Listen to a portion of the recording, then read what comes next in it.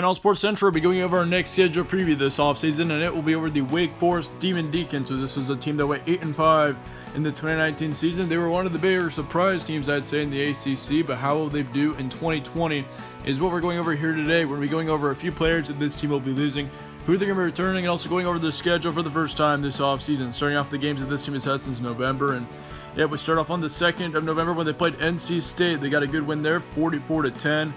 And that's the biggest win, the best win that they had for the last parts of the season. They lost to Virginia Tech the following week, 17-36. That was a road game, and of course, Virginia Tech at the time certainly was a very improved team. I mean, over the season, Virginia Tech improved a ton. They also lost to Clemson big time, 3-52. Certainly, that was a very forgettable game for Wake Forest fans. Then he went into the Duke game, and he ended up getting a win there, 39-27. So, yeah, nonetheless, those were your only two wins that you had over the entire November. And then you lost to Syracuse to finish off the regular season, 30-39 in a tough overtime game. Then you lost in your bowl game to Michigan State, I believe in the Pinstripe Bowl, 21-27. So yeah, for Wake Forest, they really struggled down the stretch. They started off really quick though. I mean, they were 6-1 at one point, and certainly, yeah, between the November and the postseason, they were 2-4. So yeah, over the season, Wake Forest didn't really improve, but they certainly looked really good for the beginning parts of the season. Moving on to your returning production for Wake Forest, quarterback Jamie Newman has transferred to Georgia. That's the big news of the offseason for Wake Forest. Jamie Newman was a major part of this offense last season. He had over 2,800 yards with 26 touchdowns and 11 interceptions. He also had 600 rushing yards to go along with that with 6 touchdowns. And yeah, Sam Hartman's likely to take over at the quarterback position after him. Sam Hartman last season had 830 yards for himself, as well as 4 touchdowns and 2 interceptions. So it does look like he will be the quarterback that will take over for Wake Forest next season.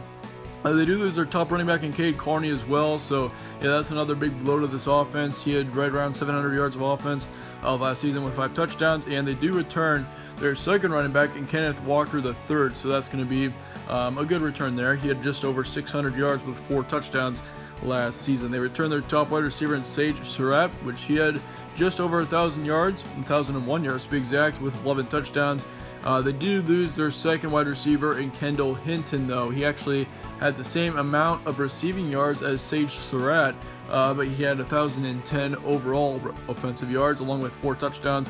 And then they also lose their third wide receiver in Scotty Washington. So yeah, certainly this receiving corps is taking a couple of big hits there, losing Surratt. And then, of course, Washington, or actually no, Hinton, and then Washington. Of course, Scotty Washington, he had just over 600 yards for himself as well with 7 touchdowns. They lose 3 offensive linemen, so this offensive line will be a bit younger going into 2020. But they also, I mean, the only losses on this defense are 2 in the secondary. They return their entire defensive line, entire linebacking core. So, yeah, certainly for Wake Forest, this defense has got a ton of potential to improve. Typically, you'll see out of most defenses, they'll lose 3 to 4, possibly even 5 starters. And for Wake Forest, only losing 2 is extremely, that's certainly a very big bright spot for this Wake Forest team heading in to the 2020 season. So, yeah, what could you expect of Wake Forest next season? I think that they should make a bowl game. I mean, looking at how they did last season, they were 8-5. So, yeah, they certainly made it over that bowl game threshold pretty well. But, yeah, certainly moving into 2020, this offense does take a few blows. Certainly, once again, Jamie Newman leaving is going to be tough to deal with. But overall for Wake Forest, I think the future is looking really good for them. And I think next season they should be able to make a bowl game. Now, onto your schedule for Wake Forest. We start off on September 4th. They face Old Dominion on the road. And then they got Appalachian State on the 11th. And, of course, as you know, Appalachian State last season, they were actually pretty good, but they are facing a few losses. So, certainly for Wake Forest, that would be a winnable game. They play Villanova the next week. And then they got a tough game against Notre Dame in a neutral location on the 26th.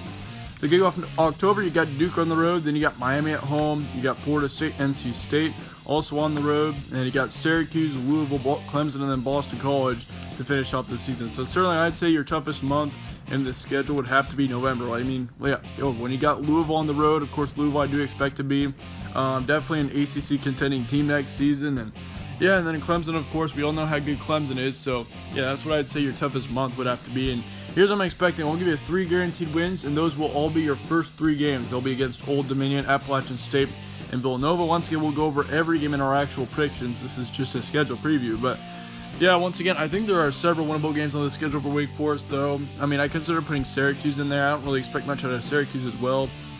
You definitely could get a win against Boston College, too, with that being at home, but Yeah, nonetheless, I do expect Wake Forest to make a bowl game no matter what. I do not expect them to dip below the threshold for that. I'm going to give them a 6-6 to an 8-4 record estimation. Once again, I think Wake Forest, just with the losses and stuff, this offense is definitely going to take a little bit of a downside, a little bit of a downfall this upcoming season. So, yeah, I'll give you between 6 and 8 wins for Wake Forest heading into 2020. But yeah, let me know your thoughts in the comments below on Wake Forest. Let me know whether you disagree or agree on this. I'd like to hear your guys' thoughts on that. But yeah, once again, thank you all for watching. Be sure to stay tuned for more from All Sports Central. If you enjoyed this video, be sure to slap a like on it and subscribe. It'd really help out the channel. I'd really appreciate it. Yeah, once again, thank you guys all for watching. Stay tuned. I will see you all later.